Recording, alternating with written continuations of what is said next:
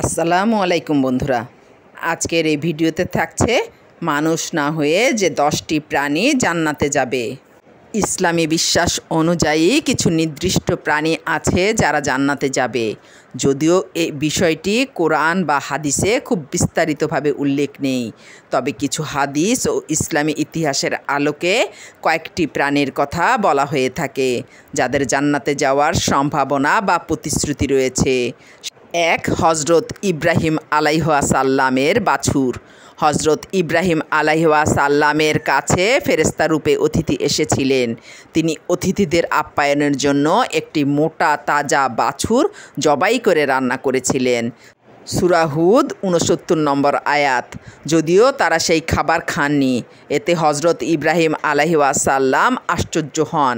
এই বাছুরকে সম্মানজনক একটি প্রাণী হিসেবে বিবেচনা করা হয়। ২, হজরত ইসমাইল আলাইহিসসালামের দুম্বা।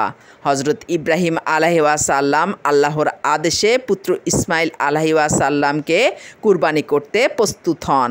আল্লাহ তাআলা তার আনুগত্যে খুশি হয়ে ইসমাইল আলাইহিসসালামের পরিবর্তে জান্নাত থেকে একটি দুম্বা পাঠান। এটি হলো কুরবানির সূচনা এবং সেই দুম্বা জান্নাতি প্রাণী হিসেবে গণ্য হয়। ৩, হজরত সালেহ আলাইহিসসালামের উট। আদ জাতিকে আল্লাহ একটি নিদর্শন হিসেবে একটি বিশেষ উট পাঠান। এই উটকে নাকাতুল্লাহ বলা হয়, অর্থাৎ আল্লাহর উট। কিন্তু সেই জাতি এই উটকে হত্যা করে, যার ফলে আল্লাহর পক্ষ থেকে তাদের ওপর কঠিন আযাব আসে। সূরা আশ-শামস ১৩-১৫ আয়াত।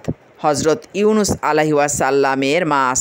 হজরত ইউনুস আলাইহিসসালাম যখন নিজের জাতিকে রাগ করে ছেড়ে চলে যান, আল্লাহ তাকে একটি বিশাল মাছের মাধ্যমে শাস্তি দেন, যাতে তিনি নিজের ভুল উপলব্ধি করেন।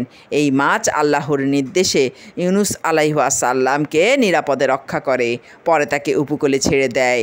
সূরা আস-সাফফাত ১৪২-১৪৫ নম্বর আয়াত। হজরত মুসা আলাইহিসসালামের গাভী।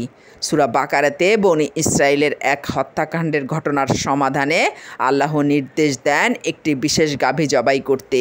সেই গাভীর অস্থির স্পর্শে মৃত ব্যক্তিকে জীবিত করা হয়, যা ছিল এক বিস্ময়কর নিদর্শন।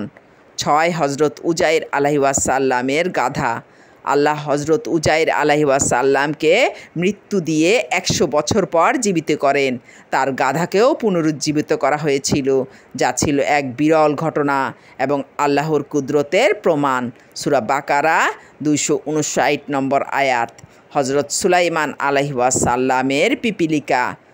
একবার হজরত সুলাইমান আলাইহিসসালাম তার বাহিনী নিয়ে চলছিলেন। তখন একটি পিঁপড়া তার জাতিকে বলেছিল, সুলাইমানের বাহিনী এসে তোমাদের পিষে ফেলবে, গর্তে ঢুকে পড়ো। আল্লাহ পিঁপড়ার কথা হজরত সুলাইমানকে শোনান এবং তিনি আল্লাহর কৃতজ্ঞতা প্রকাশ করেন।